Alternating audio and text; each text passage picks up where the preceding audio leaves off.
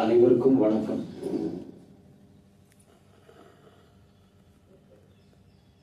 It's a very good evening today. So our province here, you all gathered here to hear a very good program about our legend in cinema, great lyricist Kaviyarasar Kannadasan. அவர் ஒரு பெரிய மேதாவி. அவருடைய மேதா விலாசத்தை நாம் அளக்க முடியாது. அப்படி ஒரு மாபெரும் கவிஞர். இங்கே பொருத்தமாக அந்த தலைப்பை கொடுத்திருக்கிறார்கள், a legend for all times. all times. all timesங்கிற அந்த வேர்டு எடுப்பாருங்க, அதுதான் ரொம்ப முக்கியம். அது ஏன்னா காலத்தை நிர்ணயிக்கக்கூடியது. காலத்தை வென்ற கவிஞன், காலம் வென்ற கவிஞன், காலத்தையே வென்ற கவிஞன் ஒருத்தர் இருக்கிறார்னா அவர் கவியரசர் கண்ணதாசன் தான். அவர் மறைந்து எத்தனையோ ஆண்டுகள் ஆகிவிட்டன என்றாலும் இன்றைக்கும் அவருடைய பாடல்களை நாம் நினைத்துக் கொண்டிருக்கிறோம். அது ஒரு எவ்வளவு பெரிய விஷயம் நீங்க நினைச்சு பாருங்க. ஏனென்றால் அவருடைய பெற்றோர் வைத்த பெயர் முத்தையா என்பது. செட்டி நாட்டிலே கீழே செங்கல்பட்டி அவருடைய ஊர். எனவே அந்த கிராமத்திலிருந்து வந்த ஒரு படிக்காத மேதை என்று சொல்லலாம். அப்படிதான் அவரே சொல்லிக்குவார். அப்படிப்பட்ட ஒரு அற்புதமான ஒரு கவிஞர் ஒரு கிராமத்திலிருந்து வந்தார். இந்த செட்டி நாட்டுக்கே பெருமை அவரால். அவர் காலத்தில் அவர்தான் அரசர். அவரை மிஞ்சி அன்றைக்கு பாட்டு எழுத யாரும் தயாராக இல்லை. அவரை யாராலையும் ரீச் பண்ண முடியல. அவருடைய டேலண்ட பார்க்க போனா காவிய கவிஞர் வாலியை அவருடைய சக்சஸர்னு சொல்லலாம். வாலி வேற யாரும் அவர் எட்ட முடியல. ஏன்னா அவரு அத்தகைய ஒரு மிகப்பெரிய ஒரு கற்பனை களஞ்சியமாக திகழ்ந்தவர். கவியரசர்னு சொன்னா அந்த சிம்மாசனம் அவருக்கு தான் தயாரா இருக்கு. அவர் அரசர்னு சொல்றோம். அதாவது அவருக்கு சிம்மாசனம் போட்டு ஒரு தனியா அமரலையே தவிர ரசிகர்களுடைய இதய சிம்மாசனத்திலே அவர் வீட்டிருக்கிறார் இல்லையா? ரசிகர்கள் சொன்னாங்க, அவர் ஒரு பாட்டு எழுதினார் மகாகவி காளிதாசங்கிற படத்துல. யார் தருவார் இந்த அரியாசனம் ஒரு பாட்டு எழுதினார். அவர் கேட்டார், ரசிகர்கள் எல்லாம் இதோ நாங்க தர்றோம் அவங்களுக்கு அரியாசனம், நாங்க போடுறோம் சிம்மாசனம், உட்காருங்கன்னு இன்றைக்கு இதய சிம்மாசனத்திலே அவர் அமர வைத்திருக்கிறார்கள். அதுதான் உண்மை. அப்படிப்பட்ட ஒரு மாபெரும் கவிஞர். அவரை பத்தி பேசணும்னாலே நம்ம எல்லாம் ரொம்ப ஒரு எப்படி சொல்றதுன்னு தெரியல, குஷி ஆயிடும். ஏன்னா இளமை ததும்பும் கவிஞர். நாம இங்க ப்ரோபியர்ஸ் எல்லாம் சீனியர்ஸ் இங்க இருக்கிற கிளப் மெம்பர்ஸ் எல்லாம் நீங்க இந்த பேச்சை கேட்கறது மூலமா ஜூனியர் ஆயிடுவீங்க. இப்போ அதான் உண்மை. ஏன்னா நம்மளை எல்லாம் என்றைக்கும் இளமையாக வைத்திருக்கிறார் கவியரசர் அவர்கள். ஒண்ணும் வேண்டாம், நம்ம மனசுல இளமை இருந்தா மனதுதான் முக்கியம். உடம்போ மற்றதோ தோற்றமோ முக்கியம் இல்ல. நம்ம மனசுல அந்த இளமை இருந்ததுன்னு வைங்க, நமக்கு முதுமையே வராது. இதுதான் உண்மை. அந்த மனம் இளமையாக வேண்டும். அதனாலதான் என்னென்னமோ பண்ணிக்கிறோம். நமக்கு வயசாகிறது தெரியல. அதாவது மனம் வெள்ளையாக இருக்கலாம், அதை எல்லாரும் விரும்புறோம். விடையில கூட வெள்ளையை நம்ம உடுத்துக்கிறோம். ஆனால் தலைமுடி மட்டும் வெள்ளையாக இருக்க யாருமே சம்மதிப்பதில்லை.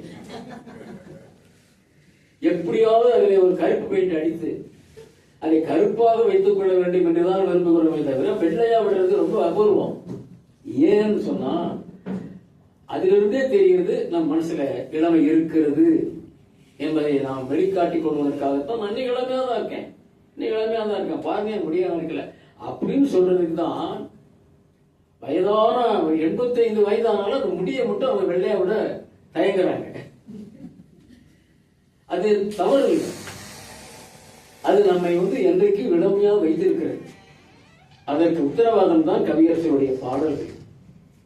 நீங்க பாத்தீங்கன்னா அவரு என்றைக்கும் பாருங்க அந்த இளமை மனசுல இருக்க என்னாகும் நமக்கு எந்த ஒரு கவலையும் வராது, எந்த ஒரு பிரச்சனையும் நம்ம சாதாரணமா எடுத்துக்குவோம். நம்ம வயதான ஒரு நிலைமையே நம்ம உணர மாட்டோம். அதுதான் கவியரசருடைய பாடல்கள் நமக்கு தரப்போகுது. இப்போ அந்த இதை நம்ம பார்க்க, அந்த செஷனுக்கு போறதுக்கு முன்னாடி அவர் காலத்து என்ற கவிஞர்னு சொன்னேன். அவர் தொடாத ஒரு பரிமாணமே இல்லை. திரை இசையை பொறுத்த வரைக்கும் அவர் எல்லா பரிமாணங்களையும் பார்த்தவர்.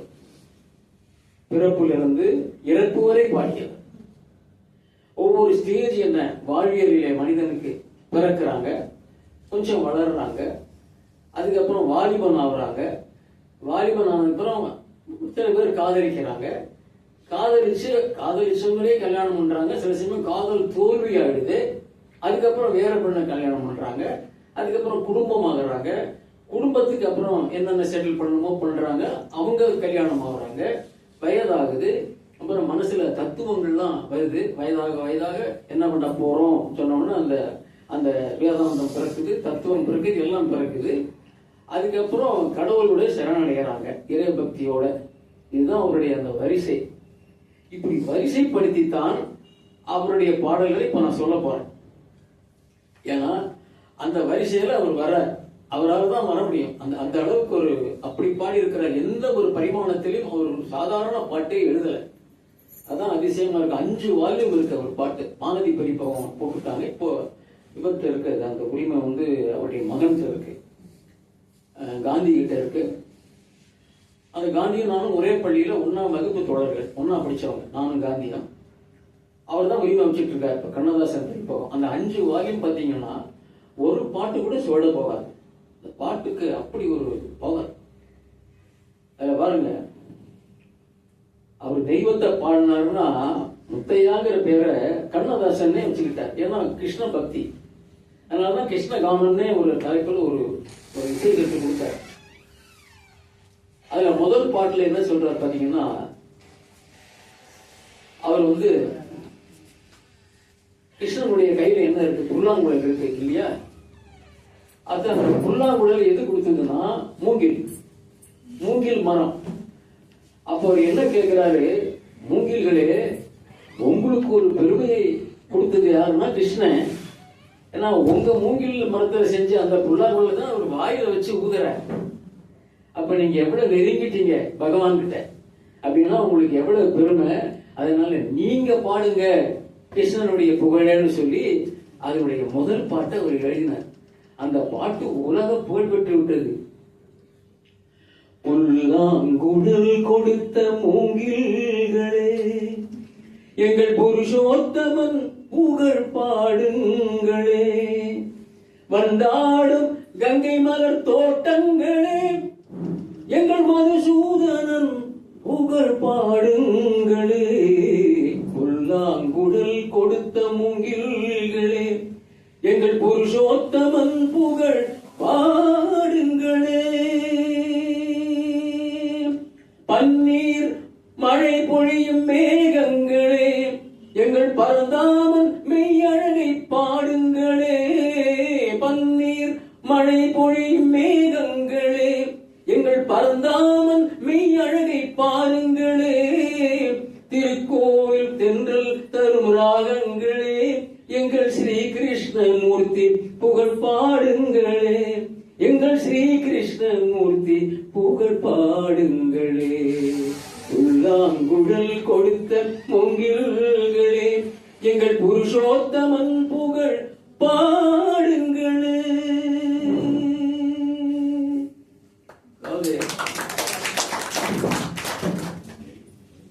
இந்த பாட்டு திருச்சியில தான் நான் பாடுவேன். அவர் சுத்தி கொஞ்சம் நெருக்கி பார்த்தேன். இந்த பாடலை எம்.எஸ். விஸ்வநாதன் அவர்கள் இசையமைத்தார். அது உலக புகழ்பெற்று விட்டது. அந்த கண்ணனுக்கு அவர் சமர்ப்பித்த இந்த பாடல் எல்லோர் மனங்களிலும் இன்றும் ரீங்காரம் செய்து கொண்டிருக்கிறது என்பது உண்மை, நிதர்சனமான உண்மை. அவர் பாருங்க, பிறப்பிலிருந்து வருகிறார். பிறப்பை போயிட்டு நிறைய பாடியிருக்கிறார். ஆனா அந்த பிறப்புடைய தத்துவத்தையும் ஒரு பாட்டுல மறைபொருளா சொல்றார். அதாவது நேரடியா சொல்லக்கூடாது, அது கவினுக்கு அழகல்ல. அதுல கவித்துவம் வேணும், கற்பனை வேணும். அப்பதான் அது பொருத்தமா அமையும். தெரியணும், தெரியாமல் இருக்கணும். அது எப்படி சொல்றாரு ஒரு பாட்டுல பாத்தீங்கன்னா, கண்ணே பாப்பான்னு ஒரு படம், கே.ஆர். விஜயா முத்துராமன் நடிச்சிருக்காங்க. அந்த படத்துல முத்துராமன் கே.ஆர். விஜயாவை காதலிப்பாங்க. ஆனா அந்த காதலின் விளைவாக அவங்களுக்கு அவங்க அம்மா கர்ப்பம் ஆயிடுவாங்க. ஆனா முத்துராமன் என்னன்னா, வெளிநாடு போக வேண்டிய ஒரு சூழ்நிலை வரும். அது வரைக்கும் நீ அம்மா வீட்டுல இரு. யாருக்கு அப்பா அம்மா இல்லாத அம்மா கே.ஆர். விஜயா அம்மாட்ட சொல்லி, இந்த பொண்ணை பாத்துங்கம்மா, இவர்தான் நான் கல்யாணம் பண்ண போறேன் கிட்டத்தட்ட, அதனால உங்க வீட்டுல இருக்கட்டும், நம்ம வீட்டுல இருக்கட்டும், நான் பாரின் போட்டு வர வரைக்கும் சரின்னு அந்த அம்மா ஏத்துக்கிறாங்க. அப்ப திடீர்னு ஒரு நாள் அந்த அம்மா அந்த கர்ப்பமா இருக்கிற அறிகுறி தெரியும் அவங்ககிட்ட. அதை கண்டுபிடிச்சவொன்னு அந்த அம்மாவுக்கு ரொம்ப கோபம் வந்துடும். கோபம் வீட்டை விட்டு விரட்டிடுவாங்க. சாதாரணமா பண்றதுதான், மாமியார் தானே, வீட்டை விட்டு விரட்டிடுவாங்க. அது எப்படி, என் மகன் அங்க இருக்கா, குழந்தை இருக்கு அப்படின்னா நீ நல்ல பொண்ணு இல்லை, நீ மோசமானவன் சொல்லி வெளியே. இவங்க உடனே வெளியில போனோட என்ன படத்துக்கு தெரியாம போய் ஒரு காட்டு பக்கமா அப்படி போகும்போது அங்க ஒரு வயதான கிழவர் அவரை கூப்பிட்டு, ஏழைகள் ஆதரிப்பாங்க எப்பவுமே பாத்தீங்கன்னா, அவங்களுக்கு ஆதரிக்கிற குணம் இருக்கும், மனசுல இறக்கம் இருக்கும். உடனே கூப்பிட்டு போய் தான் குடிசையில வச்சு எல்லாம் பார்த்து அந்த அம்மாவுக்கு பிரசவம் பார்த்து விடுறாங்க. குழந்தை பிறந்திருக்கு. குழந்தை பண்ணோன்னு மரத்துல ஒரு தொட்டில கட்டி அந்த குழந்தைய தாளாட்டும் போது ஒரு பாட்டு வேணும் இல்லையா? அப்ப அந்த ஸ்டோரியை சொல்றாங்க. எப்படி சொல்றாங்கன்னா, அதை எழுதுற, அதாவது கவியரசற்ற அந்த காட்சி அமைப்பு சொல்லிட்டோம்னா போறோம், பாட்டு பிறந்துடும். அந்த படமே பாக்குற மாதிரி இருக்கும் நமக்கு. அந்த மாதிரி அந்த காட்சியை அப்படி விவரிப்பார், அழகா விவரிப்பார் பாட்டுல. உடனே அந்த பாட்டு சொல்றாரு, இந்த பாட்டு பாருங்க. கண்ணே பாப்பா என் கனிமுத்து பாப்பா, கண்ணே பாப்பா என் கனிமுத்து பாப்பா, பனித்துளி ஒன்று சிப்பியில் விழுந்து வந்தது முத்து, என் மன்னவன் சொத்து, கண்ணே பாப்பா என் கனிமுத்து பாப்பா. பாடு. அந்த பனித்துளி ஒன்று சிப்பியில் விழுந்து வந்தது முத்து. இந்த முத்த சொல்றாரு. என்ன சொல்றாரு ஓமானம்? முத்து வாய் தவிர்த்து இருக்கும் கடல்ல. அப்ப எத்தனையோ துளி அதை விழும். ஆனா ஒரே ஒரு துளி மட்டும் அதை அக்செப்ட் பண்ணும். அக்செப்ட் பண்ணாதான் அந்த சிப்பி மூடிக்கும். அதுதான் முத்தா பிறக்கிறது. அப்ப அந்த இடத்தை கொண்டு இங்க வைக்கிறார். மனித வாழ்க்கையில அதுதான் பிறக்குது. எத்தனையோ துளி இருந்தாலும் ஒரு துளி தானே அங்கே பிடிக்கப்படுது. அதுதானே குழந்தையா உருவாகுது. இதை முத்துட்ட சொல்லி இந்த முத்து ஓமானமா வச்சு அங்க சொல்றாரு. அங்க பிறக்குது முத்து, இங்க பிறந்தது என் மன்னவன் சொத்து. பனித்துளி ஒன்று சிப்பியில் விழுந்து வந்தது முத்து, என் மன்னவன் சொத்து, கண்ணே பாப்பா என் கனிமுத்து பாப்பா, கண்ணே பாப்பா என் கனிமுத்து பாப்பா.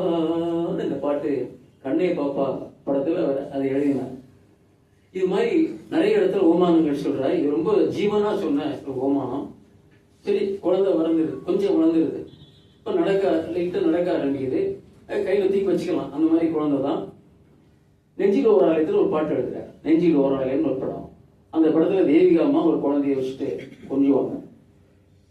அது நடக்க ஆரம்பிச்ச குழந்தைன்னு கையில அந்த இடத்துல ஒரு பாட்டு தேவைப்படுது.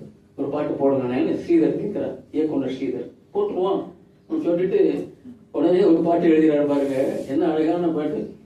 முத்தான முத்தல்லவோ முதிர்ந்து வந்த முத்தல்லவோ கட்டான மலரல்லவோ கடவுள்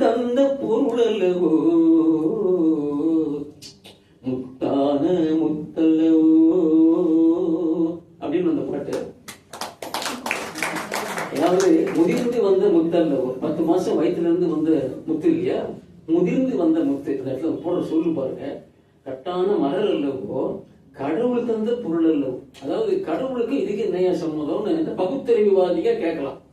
கடவுள் இங்க வந்தாரு, கணவன் மனைவிக்கு உள்ள சம்மதம் தானே என் குழந்தை அப்படின்னு சொன்னா கடவுள் இருக்காரு. ஏன் சரி இருக்காங்க, எத்தனையோ தம்பதிகளுக்கு குழந்தை இல்லையே, ஏன் இல்லை? அவங்க கணவன் மனைவி தானே. அதுதான் கண்ணதாசன் அங்க இன்சிஸ்ட் பண்றாரு. என்ன பண்றாரு? அதாவது கடவுளுடைய அனுகிரகம் இன்னைக்கும் ஒரு நம்பிக்கையில கொஞ்சம் வயசானாலும் கல்யாணம் ஆகி 10 வருஷம் ஆனாலும் இன்னைக்கு விநாயகர் கோயிலுக்கு போய் அரச மரத்தை சுத்தி சுத்தி சுத்தி வராங்க இல்லையா, ஏதோ ஒரு நம்பிக்கையில நமக்கு ஒரு குழந்தை பிறக்கும்ட்டு. பிறக்கலையே, பிறக்கிறதுக்கு தாமதமாகுது. அப்ப அங்க கடவுளுடைய அனுகிரகம் தேவைப்படுது. அதுதான் அங்க சொல்றாரு, கடவுள் தந்த பொருள் அல்லவோ முத்தான முத்தல்லவோ.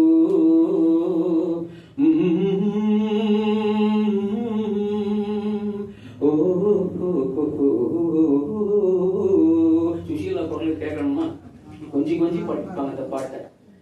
அப்படி குச்சம் வளர்ந்த உடனே அது இதாகுது. உடனே நம்ம வாலிபன் ஆகலாம் பாருங்க. அதுல இருந்து அதுலயே பாருங்க இன்னொரு பாட்டு சொல்லணும். அதாவது அது என்ன அழகா சொல்றாரு. இதே மாதிரி கணவன் மனைவி பந்தத்தை அவரை விட யார் சொல்ல முடியும்? அதாவது ஒரு படத்துல சொல்றாரு, நான் காதல் என்னும் கவிதை சொன்னேன் கட்டிலின் மேலே, அந்த கவிதைக்கு நான் பரிசு தந்தேன் தொட்டிலின் மேலே. முடிஞ்சு போச்சே, அவ்வளவுதான். இது மாதிரி என்ன இருக்கு சொல்றதுக்கு? அப்புறம் என்ன தாலாட்டு தான், ஆரீரோ ஆரீரோ ஆரீரோ ஆரோ.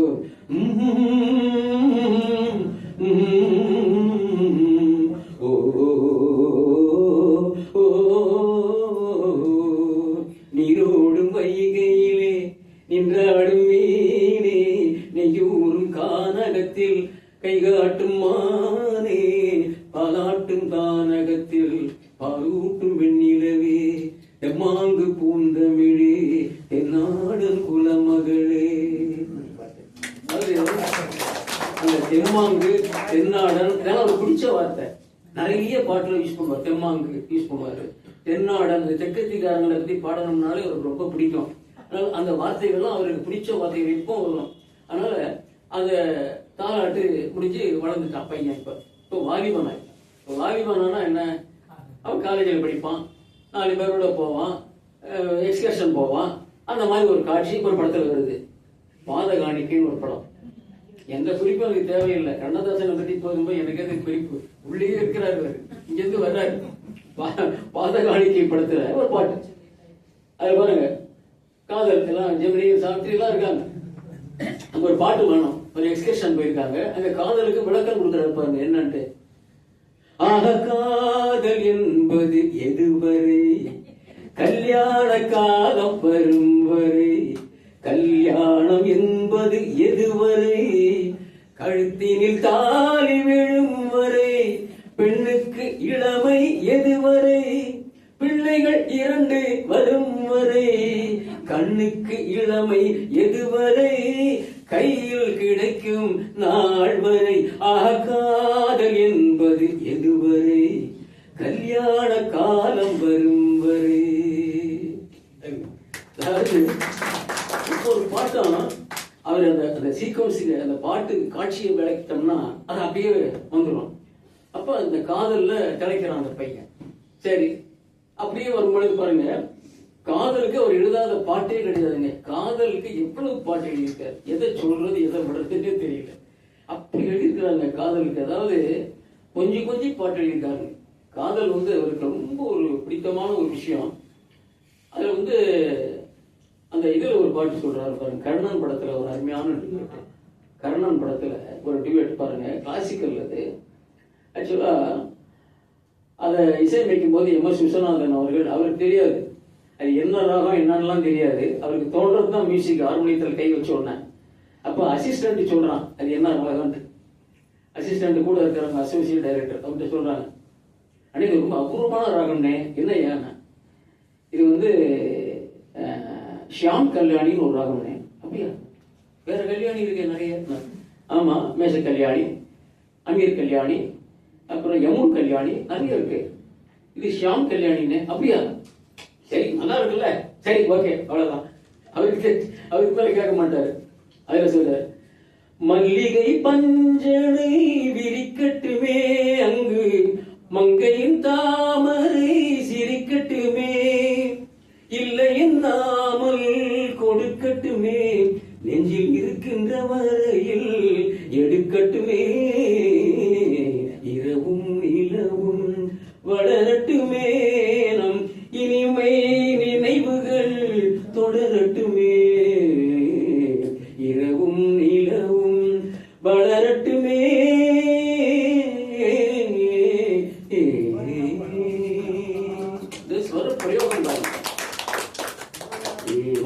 அதாவது அந்த ஷியாம் கல்யாணிய எப்படி இது அவருக்கு தெரியாது. அசிஸ் சொல்றாரு இந்த ராகத்தை என்ன இப்படி அபூர்வமான ராகத்துல அந்த பாடுற எத்தனை பாட்டு, அதாவது இருக்கு இல்ல, அதாவது ஒரு ஒரு வரி வந்ததுன்னா அதே வரும் வந்து கேள்வி கேட்கிற மாதிரி பாட்டு போடுவாரு. கொடிய செய்ததும் காற்று வந்ததா, காற்று வந்ததும் கொடிய செய்ததா, நிலவு வந்ததும் மலர் மலர்ந்ததா, மலர் மலர்ந்ததா, நிலவு வந்ததா, ஓ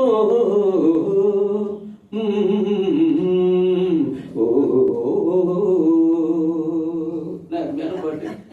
கொடிய சேர்ந்ததும் இந்த பாட்டு முழுக்க அப்படியே வரும்.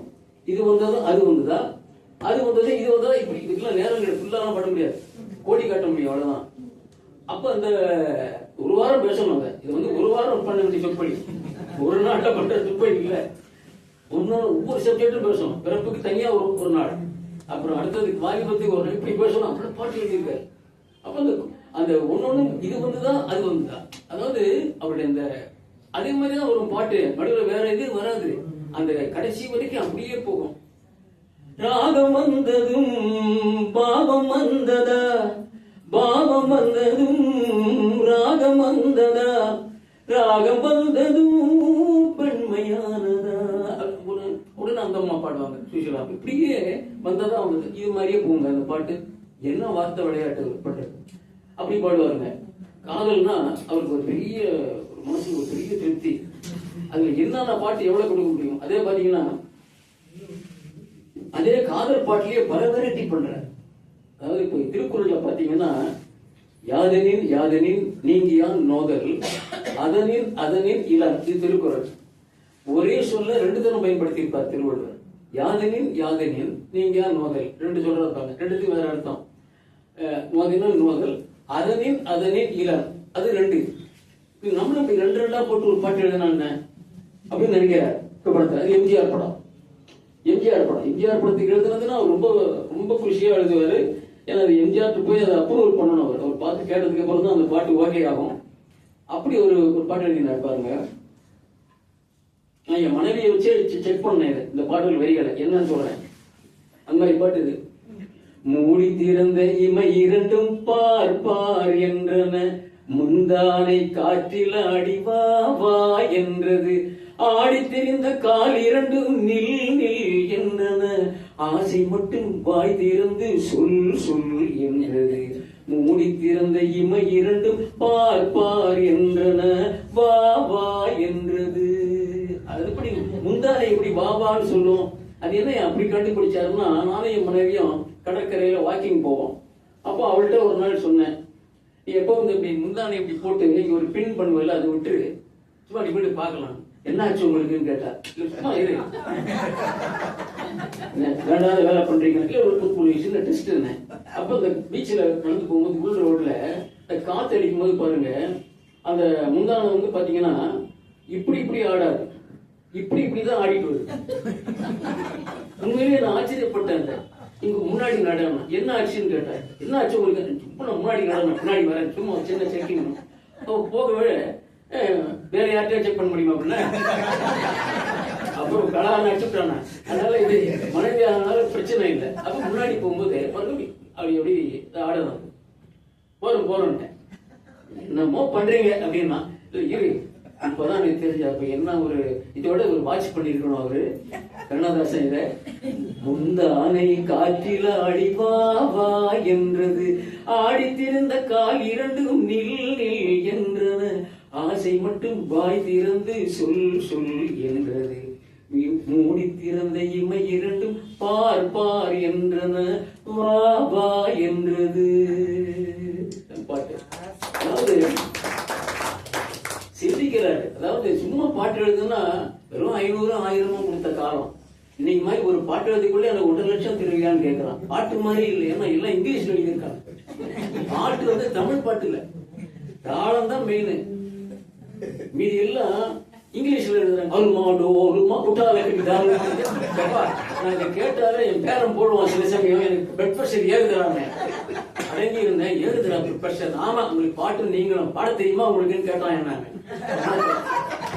அப்ப இன்னைக்கு எவ்வளவு பாட்டு, இந்த பாட்டு அப்டேட்டா அவன்கிட்ட இருக்கு பாருங்க. ஆனா பின்னாடி தெரியும் எது பாட்டுங்கிறது. இதை கேட்க கேட்க அப்பதான் தெரிஞ்சுப்பாங்க. இனி போற காலத்துல சினிமாவில பாட்டுங்கிறது இல்லாம ஆயிடும் நினைக்கிறேன். அநேகமா பாட்டு தேவைப்படாது. இந்த கதைக்கு பாட்டுங்கிறதே ஒரு தேவையில்லாத விஷயம் மாதிரி வருது. முன்னாடி ஒரு ஹீரோ ஹீரோயின் ஒருத்தர் ஒருத்தர் தோத்திக்கிட்டு சுத்தி சுத்தி வருவாங்க, பாடுவாங்க. இன்னைக்கு எப்படின்னா குரூப்பா ஆடுறாங்க. ஹீரோ ஹீரோயின்லாம் ஹீரோயின் ஒரு குரூப்போட ஆடுறாங்க, ஹீரோ ஒரு குரூப்போட ஆடுறாங்க, இங்கேயும் ஆடுறாங்க அங்கேயும் ஆடுறாங்க. இதுதான் பாட்டு இன்னைக்கு. அப்படி இருக்கும்போது எப்படி இந்த பாட்டை பத்தி அவங்கள்ட்ட நான் சொல்ல முடியும்? அப்ப அந்த பாட்டுல இருக்கிற அந்த நயம் பாத்தீங்கன்னா, அந்த காதல் பாட்டுக்கு அவர் எப்படி அந்த அந்த சிந்தனையை செலுத்துறாங்க அழகா வரணும். அதே மாதிரி பாருங்க, இன்னொரு முக்கியமான விஷயம், ஒரு டூயட் பாட்டு வேணும். ஒரு எந்த பாட்டு கேட்டாலும் முதல்ல படத்துல யார் யார் நடிக்கிறாங்க அவர் கேட்கிற கேள்வி. இது எந்த கவிஞனும் கேட்க முடியாது, அவரு தான் கேட்கலாம். ஏன்னா யாரு ஹீரோ யாரு ஹீரோயின் அவருக்கு தெரியணும். அது மாதிரி எழுதுவார். சிவாஜி நடிக்கிறாருன்னா அது ஒரு பாணி, எம்ஜிஆர் நடிக்கிறாருன்னா அதுக்கு ஒரு மாதிரி பாணி. சரி, அவங்களுக்கு யாரு ஜோடின்னு பார்த்தா இவங்களுக்கு தேவிகா, அவங்களுக்கு சரோஜா தேவி அப்படின்னா அவருக்கு அந்த உடல் மொழி தெரியும். அவர் நடக்கும்போது இவர் எப்படி வர்ணிப்பார் எம்ஜிஆர், அதான் பாட்டுன்னு சொல்லுவாங்க, சீன் சொல்லுவாங்க. அதே மாதிரி சிவாஜிக்கும். அப்ப என்ன சரோஜா தேவிக்கு என்ன சொல்றாங்க, அது எப்படி எழுதணும்னு பாருங்க. அவருக்கு பிடிச்ச வார்த்தையை அடிக்கடி போட்டு வருவார். கம்பன் கண்ட சீதை உந்தன் தாயல்லவா, காளிதாசன் சகுந்தலை உன் சேயல்லவா, அம்பிகாபதி அனைத்த அமராவதி என் மங்கை அமராவதி, சென்ற பின்பு பாவனுக்கு நீ ஏகதி என்றும் நீ ஏகதி. ஆஹா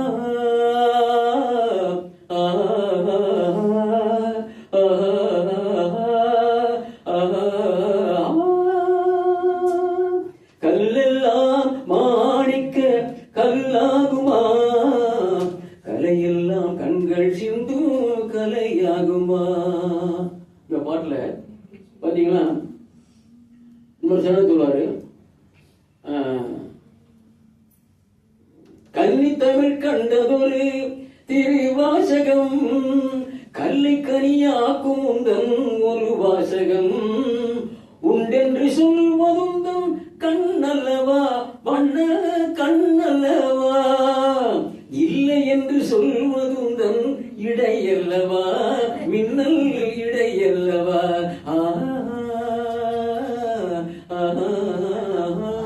இந்த இடத்துல இல்லை என்று சொல்வதன் உங்க இடையல்லவான்னா அவன் நடக்க விட்டுப்பான். நடந்து போவாங்க சரோஜாதி. அப்ப அவங்களுக்கு கேமரா மாதிரி இருப்பாங்க. படத்துல பாருங்க, இப்ப பாட்டு போட்டாங்கன்னா பாருங்க, இல்லை என்று சொல்வது தான் இடையல்லவா.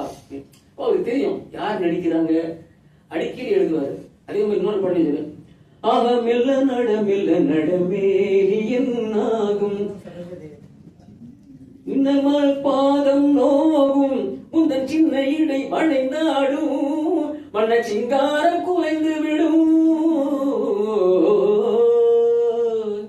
ஆக மெல்ல நட மேனியன்னாகும். சரோஜாதி நடக்கிறாங்கன்னா அந்த இடைய பத்தி பாடாம இருக்க மாட்டாங்க. இதையே வந்து தேவிகள் நடிக்கிறாங்க வைங்க, அங்க வேற பாருங்க, அவருடைய புலமையை பாருங்க. தேவிகள் நடிக்கிறாங்கன்னா அன்னைகள் படத்துல ஒரு பாட்டு, தேவிகாவும் சிவாஜி வந்து டாட்ஜ் பண்ணுவாரு தேவிகாவை. அது மாதிரி ஒரு பாட்டு பாருங்க, நடையா இது நடையா ஒரு நாடகம் அன்றோ நடக்குது, இடையா அது இடையா அது இல்லாதது போல் இருக்குது. ஏன்னா தேவிகா அவங்க கொஞ்சம் பூசணமா இருப்பாங்கன்னு சொல்லுவாங்க. கிராமத்துல எல்லாம் பாத்தீங்கன்னா பூசணமா இருப்பாங்க ஒரு வார்த்தை சொல்லுவாங்கல்ல, அது தேவிகா. உடனே அவருக்கு உடற்படி தெரியும், யார் நடிக்கிறாங்கன்னு கேட்காம பாட்டே எழுத மாட்டாருங்க. அதே மாதிரி கமலஹாசன் ஸ்ரீதேவி சிகப்பு ரோஜா கல்லூர் படத்துல பாட்டு வேணும், அந்த பாட்டு நான் தான் பாடினேன். துரதிருஷ்டவசமா பாலேசியா வாசுதேவன் வச்சு ட்ராக் மிஸ் பண்ணிட்டாங்க. நான் தான் பாடினேன் ஜானகிமா கூட பாட்டை. இந்த மின்மினிக்கு கண்ணில் என்ன மின்னல் வந்தது அடி கண்ணே அழகு பெண்ணேங்கிற பாட்டை நான் தான் பாடினேன். ஏவி மாலா தியேட்டர்ல ரெக்கார்ட் பண்ணாங்க. ஆனா அதுக்கு அவர் கேட்கிறார், கமல் ஸ்ரீதேவி நடிக்கிறவன்னு சின்ன தெரிசுகளாச்சைய நல்லா நெருங்கி நடிப்பாங்களே, அது மாதிரி ஏதாவது செக்ஸியா வழி தட்டுமா? வேணாமே, அது வந்து சென்சார்ல கட் ஆயிடும். நிறைய சென்சார் இதை விடலாம் மோசமா எழுதுறாங்க, நீ வேற நான் நல்லா அழித்தரேன் அப்படிம்பாரு. அந்த நடிகர்களை கேட்காம பாட்டு எழுத மாட்டார். மீதி கவிஞர்கள் அப்படின்னா ஒரு டுவேட் பாட்டு ஒண்ணு எழுதி கொடுத்துருவாங்க. பைரமுத்து மாதிரி யாருனாலும் நடிக்கிறவங்களை பத்தி எல்லாம் அவங்களுக்கு கவலை கிடையாது. யாராவது நடிச்சு போட்டோம், பாட்டு கேட்டாலும் கொடுத்தாச்சு. ஆனா இவர் மட்டும் அப்படி இல்லை, அக்கறையா அது எழுதுவார். அதே மாதிரி தட தடங்கிற வார்த்தை அவருக்கு ரொம்ப பிடிக்கும். தளதளங்கிற வார்த்தை, நாடகம்ங்கிற வார்த்தை, நாடகம் மன்றம் நடிக்குது. இந்த நாடகம் மாதிரி இன்னொரு இடத்துல வச்சிருக்காரு நாடகத்தை, வச்சிருக்காரோ ரொம்ப தெரியல. எல்லா பாட்டிலையும் பாத்தீங்கன்னா அந்த வேர்டு இருக்குங்க. நீங்க பெரும்பாலும் பாருங்க, அதாவது தன்னந்தனியாக போகாதீங்க, உங்க தளதள உடம்புக்கு ஆகாதுங்க, வழித்துணையாக மாறேனுங்க, உங்க வாலிப மனச மிஸ் பண்ணாதீங்க. ஹலோ மிஸ் எங்கே போறீங்க, இங்க ஏன் இந்த கோபம், கொஞ்சம் நில்லுங்க. ஹலோ மிஸ் எங்கே போறீங்க. டிஎம்எஸ் கேட்கணுமா? எம்ஜிஆருக்குன்னா ஒரு மாதிரி பாடுவாரு, சிவாஜிக்குன்னா ஒரு மாதிரி பாடுவாரு. எம்ஜிஆருக்கு நான் பாடுறது சுலபம் பாரு, இங்க இருந்தே பாடிடுவேன் பாரு. ஆனா சிவாஜிக்கு இங்க இருந்து பாடணும் பாரு, அப்பதான் சிவாஜி போடணுமா. ஆழியிலே பிறவாத அலை மகளோ இங்க எழுதணுமா. அவருக்கு ஒண்ணுமே இல்லை. என்னதான் நடக்கும் நடக்கட்டுமே, இருட்டினில் நீதி மறையட்டுமே, தன்னாலே வெளிவரும் தயங்காதே, ஒரு தலைவன் இருக்கிறான் மயங்காத. தலைவன் இருக்கிறான் இதெல்லாம் யாருக்கு எழுதுவாருக்குன்னு எம்ஜிஆர் தான் எழுதியாகணும், அவருக்கு தெரியும். அப்படி இதே மாதிரி இன்னொன்னையும் பாருங்க, அந்த தளதள விடமாட்டாரு. சரோஜாதேவி நடிக்கிறாங்களா, ஓகே. கட்டி தங்கம் வெட்டி எடுத்து காதல் என்னும் சாறு பிழிந்து தட்டி தட்டி சிற்பிகள் செய்த உருவமடா, அவள் தளதளவென்று ததும்பி நிற்கும் பருவமடா. அவருக்கு சொந்தமா விட்டுருவாங்க, அங்க சென்சாரே கிடையாது. அவருக்கு தெரியும் யாருக்கு எப்படி எழுதணும். அந்த மாதிரி இந்த காதல் பாடல்களை எழுதி குவித்தவர் கவியரசர் அவர்கள். அதாவது எவ்வளவு சொல்லணும்னு தெரியல, ஆனா காதல் தோல்வி இருக்கு பாருங்க, அது அவருக்கு பிடிக்காத, தாங்க மாட்டார். காதல் தோல்வி வந்துச்சுன்னா அவருக்கு அப்படியே ரொம்ப இதுவாயிடும். அதாவது நாங்க அதுக்காக இறைவனையே திட்டுறது கூட தயங்க மாட்டார், இறைவனையே திட்டுவார். அந்த அளவுக்கு உள்ள பாட்டுலாம் அதில் எழுதியிருக்கிறார். புதிய பறவை ஒரு படத்துல எழுதியிருக்காரு பாருங்க ஒரு பாட்டு, காதல் தோல்வி. சிவாஜி கஷ்டப்படுறாரு. அந்த ரோல் வந்து சிவாஜியை தவிர யாருமே நடிக்க முடியாது. நடிகர் திலகம் தான் அந்த ரோலை வந்து ஒரு அந்த மன போராட்டம்ங்கிறது என்னங்கிறத அவர் 4 பக்கமும் சுத்தி இருக்கிறாங்க. அவர் செய்த கொலையை அவர் வாயிலிருந்து வாக்குமூலம் வாங்கணும், இவ்வளவுதான். இதுதான் அந்த லட்சியம் வந்திருக்கிறவங்களுக்கு. அதை வந்து அவரால் தாங்க முடியல. அந்த நடிப்பு நடிச்சிருக்காரு பாருங்க. அதுல அந்த பாட்டுல சொல்லுவாரு, எனது கைகள் மீட்டும் போது வீணை அழுகின்றது, எனது கைகள் தழுவும் போது மலரும் சுடுகின்றது, என்ன நினைத்து என்னை படைத்தான் இறைவன் என்பவனே, கண்ணை படைத்து பெண்ணை படைத்த இறைவன் கொடியவனே, ஓ இறைவன் கொடியவனே, எங்கே நிம்மதி எங்கே நிம்மதி, அங்கே எனக்கு ஓரிடம் வேண்டும், அங்கே எனக்கு ஓரிடம் வேண்டும்.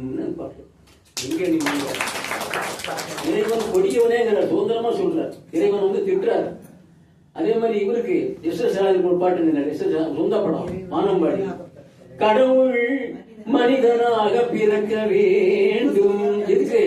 அவன் காதலித்து வேதனையில் வாட வேண்டும், பிரிவென்னும் கடலிலே மூழ்க வேண்டும், அவன் பெண் என்றால் என்னவென்று உணர வேண்டும், கடவுள் மனிதனாக பிறக்க வேண்டும் சொல்றாரு பாருங்க. இல்லைன்னா அப்பதான் அவனுக்கு தெரியும் அந்த கஷ்டம் என்னன்னு. புலம்பவர் ராதிகிற படத்துல ஒரு பாட்டுல சொல்றாரு பாருங்க. அங்கேயும் கடவுளை திட்டுறாரு. ஏன்? உனக்கெனவா நான் பிறந்தேன், எனக்கெனவா நீ பிறந்தாய், உனக்கெனவா நான் பிறந்தேன், எனக்கெனவா நீ பிறந்தாய், கணக்கினிலே தவறு செய்த கடவுள் செய்த குற்றமடி, ஒரு மனதை உறங்க வைத்தான், ஒரு மனதை தவிக்க விட்டான், ஒரு மனதை உறங்க வைத்தான், ஒரு மனதை தவிக்க விட்டான், இருவர் மீதும் குற்றமில்லை, இறைவன் செய்த குற்றமடி, இருவர் மீதும் குற்றமில்லை, இறைவன் செய்த குற்றமடி, உன்னை சொல்லி குற்றமில்லை, என்னை சொல்லி குற்றமில்லை, காலம் செய்த கோலமடி, கடவுள் செய்த குற்றமடி, கடவுள் செய்த குற்றமடி. கடவுள் செய்த குற்றமா? உனக்கு எனக்கு பிரச்சனை இல்லை, கடவுள் செய்த குற்றம் அங்க தூக்கி போட்டுறாரு. அதாவது காதல் தோல்வின்னா, அது காதல் நிறைவேறலைன்னா அவருக்கு ரொம்ப பிடிக்காது. அதுக்காக கடவுளையே திட்ட கூட அவர் தயங்க மாட்டார். அதாவது சரி, காதல் நிறைவேறா கல்யாணம் பண்ணியிருக்காங்க, நிறைவேறாத என்ன பண்ணுவான்? தத்துவம் பேசுவான். அப்புறம் வாழ்க்கையில் என்னாகும்? நிலையாமை, தற்கொலை, இப்படி போயிடுறாங்க இல்லையா? அப்ப இந்த நிலையாமையை பத்தி அவர்களுக்கு பாட முடியுமா? முடியவே முடியாது, ரொம்ப கஷ்டம். அதாவது ஒரு இறை சிந்தனை முழுமையா உள்ளவங்களால தான் அப்படி எழுத முடியும். இதுதான் காஞ்சி சாமி ஆச்சாரிய சாமி சொன்னாரா. கண்ணதாசன் போய் ஆச்சாரிய சாமியை பார்த்த உடனே ஆசீர்வாதம் பண்ணிட்டு, ரொம்ப மனப்போராட்டமா இருக்கு சாமின்னாரு. அது எனக்கே தெரியும், அவருக்கு தான் போய் சேரன் கூட தெரிஞ்சுக்கணும் அவரு என்னத்துக்கு வர்றான்னு. அப்போ உடனே அவருக்கு தெரிஞ்சு போய் மனப்போராட்டம் தெரியும், நீ இனிமே இந்து மதத்தை பத்தி ஒரு நூல் எழுதுன்னு சொன்னாராம். அவர் சொன்னதுதான் அந்த அருள் வாக்கு எடுத்துட்டு வந்தவர் அப்புறம் தான் எழுதினாரு அர்த்தமுள்ள இந்து மதம். ஒரு சனாதனம் சொல்றனோ அது பரவாயில்ல, நான் சொல்றது அது பொருள் தெரிஞ்சவன், அதனால சொல்லுவேன். பொருள் தெரியாதவங்களை பற்றி கவலையில், நான் பொருள் தெரிஞ்சவன், அதனால சனாதனம்னா என்னன்னு எனக்கு தெரியும். சனாதன மதம்னு எழுதல.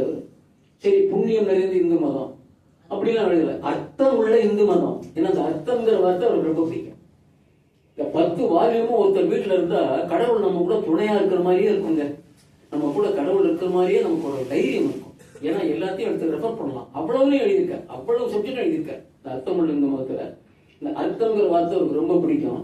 பாருங்க, தத்துவம் சொல்லும்போது சொல்றாரு, உயர்ந்த இடத்தில் இருக்கும் போது உலகம் உன்னை மதிக்கும், உன் நிலைமை கொஞ்சம் இறங்கி வந்தால் நிழலும் கூட மிதிக்கும், மதியாதார் தலைவாசல் மிதிக்காதே என்று மான உள்ள மனிதனுக்கு அவை சொன்னது, அது அவை சொன்னது, அதில் அர்த்தம் உள்ளது. பரமசிவன் கழுத்தில் இருந்து பாம்பு கேட்டது, கருடா சௌக்கியமா, யாரும் இருக்கும் இடத்தில் இருந்து கொண்டால் எல்லாம் சௌக்கியமே, கருடன் சொன்னது, அதில் அர்த்தம் உள்ளது. அர்த்தம், யாரும் இருக்கும் இடத்தில் இருந்து கொண்டால் நீங்க போட்டா இருங்க, நிகழ்ச்சி முடியல, அதையும் சொல்லிடுறேன். அதாவது அர்த்தம் உள்ளதுன்னு சொல்றாருன்னா, அர்த்தம்ங்கிறது அவருக்கு ரொம்ப பிடிச்ச வார்த்தை. மரியாதார் அந்த இது எங்க இருக்குன்னா, மரியாதார் முற்றம் மதித்தோருகார் சென்று மிரியாமை கோடி வரும்னு ஔவையார் பாட்டு அங்க இருந்து எடுக்கிறார், இலக்கியத்தில் இருக்கிறார். இந்த ஔவையார் அதாவது இலக்கியத்திலிருந்து எடுத்து கையாளுறதுல மிக மிக கட்டிக்கார்.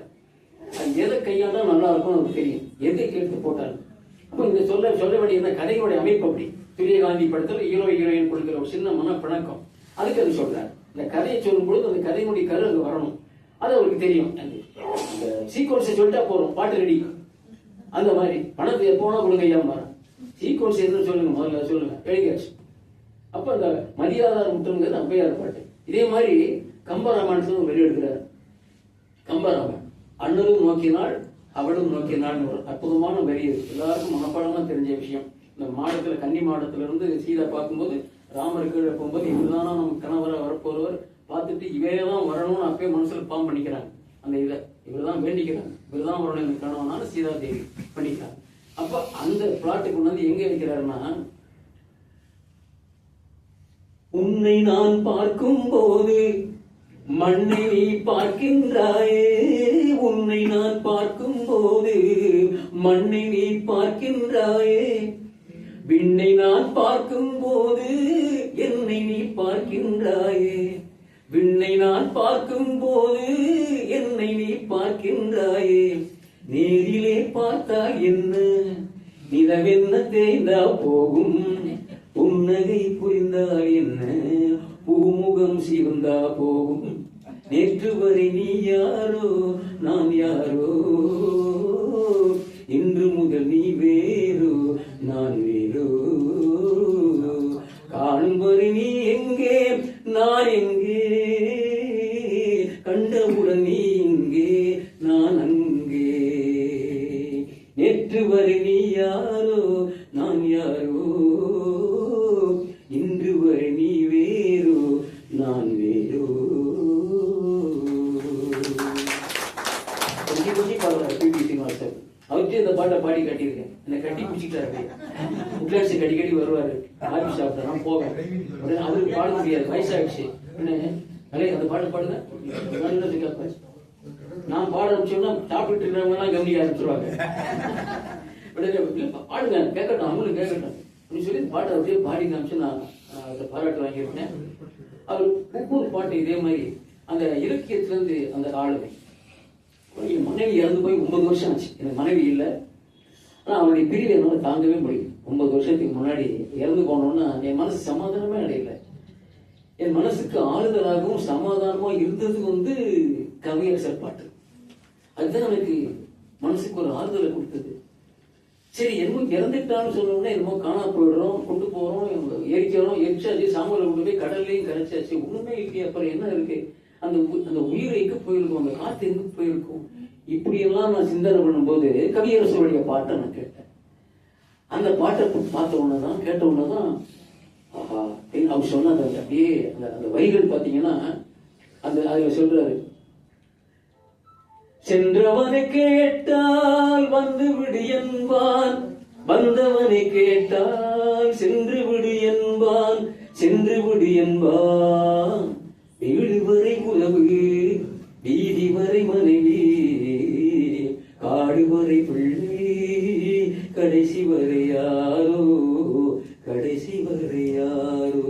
பாட்டுல விட்டு விடும் ஆவி பட்டு விடும் மேனி, சுட்டு விடும் நெருப்பு, சூனியத்தில் நிலைப்பு, சூனியத்தில் நிலைப்பு, வீடு வரை உறவு வீதி வரை மனைவி, காடு வரை பிள்ளை கடைசி வரை யாரோ, கடைசி வரை யாரோ.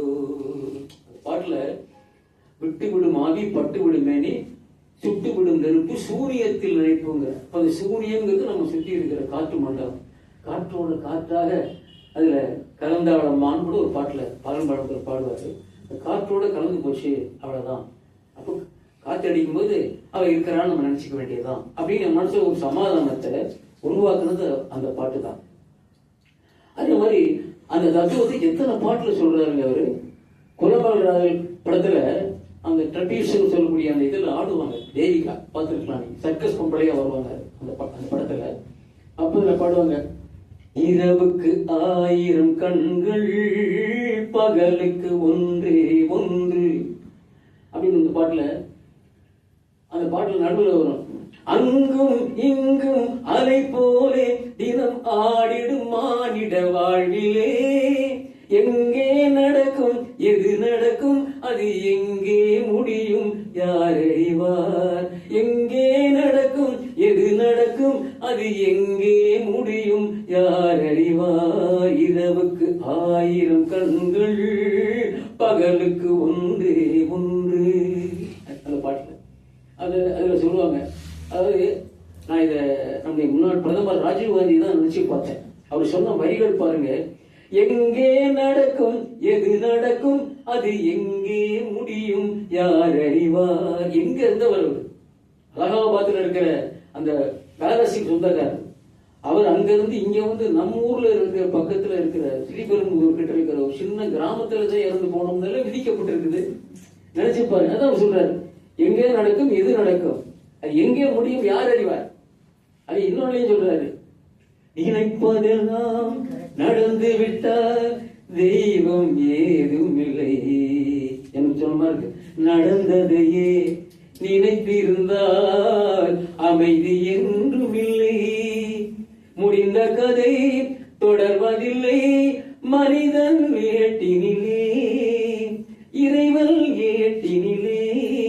நடந்த கதை முடிவதில்லை மனிதன் வீட்டினிலே.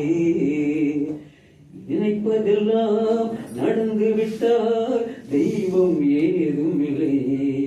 நடந்ததையே நினைத்திருந்தால் அமைதி என்றும் இல்லை. எங்கே வாழ்க்கை தொடங்கும் அது எங்கே எவ்வித முடியும். இதுதான் பாதை இதுதான் பயணம் என்பது யாருக்கும் தெரியாது. பாதையெல்லாம் மாறிவிடும் பயணம் முடிந்துவிடும். மாறுவதை புரிந்து கொண்டால் மயக்கம் தெளிந்துவிடும். நினைப்பதெல்லாம் நடந்து விட்டால் தெய்வம் ஏதும் இல்லை. நடந்ததையே நினைத்திருந்தால் அமைதி என்றும் இல்லை.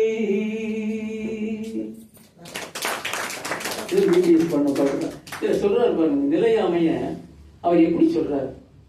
ஒரு பாட்டுல பாலும் பழும் பாட்டுலயும் ஒரே ஒரு வரி, அதுக்கப்புறம் அடுத்த இதுக்கு போயிடுவேன். என்ன சொல்றாருன்னா பாருங்க, அந்த நாடகம்ங்கிற வார்த்தை அவருக்கு ரொம்ப பிடிக்கும்னு சொன்னேன் இல்லையா. அதுல சொல்றாரு பாருங்க, ஒரு இடத்துல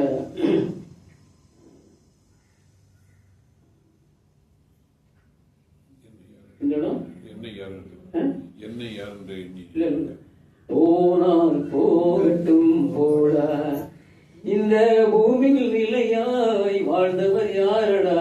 போனால் போகட்டும் போடா. ஒரு இடத்துல சொல்றாரு, நமக்கும் மேலே ஒருவனடா, அவன் நாளும் தெரிந்த தலைவனடா, தினம் நாடகமாடும் கலைஞனடா. போனால் போகட்டும் போடா,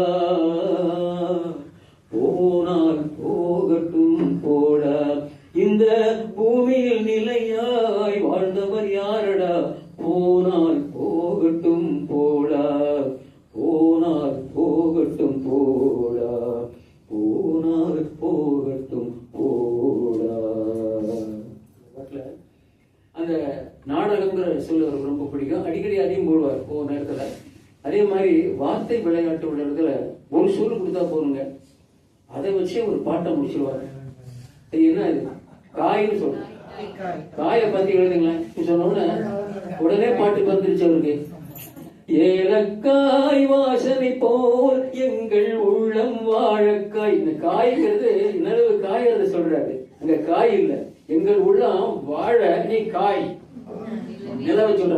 அதுதான் வாழக்காய்ன்னு எடுத்துக்கலாம். ரெண்டு பொருள் பாருங்க. ஏலக்காய் வாசனை போல் எங்கள் உள்ளம் வாழக்காய், ஜாதிக்காய் பெட்டகம் போல் கனிய உள்ளம் கனிய காய். மாதுளங்காயானாலும் என்னுளங்காயாகுமோ, என்னை நீ காயாதே என்னை போல் பெண்ணல்லவோ. அத்திக்காய் காய் காய் ஆலங்காய் வெண்ணிலவே, இத்திக்காய் காயாதே என்னை போல் பெண்ணல்லவோ, நீ என்னை போல் பெண்ணல்லவோ. ஆஹா ஓ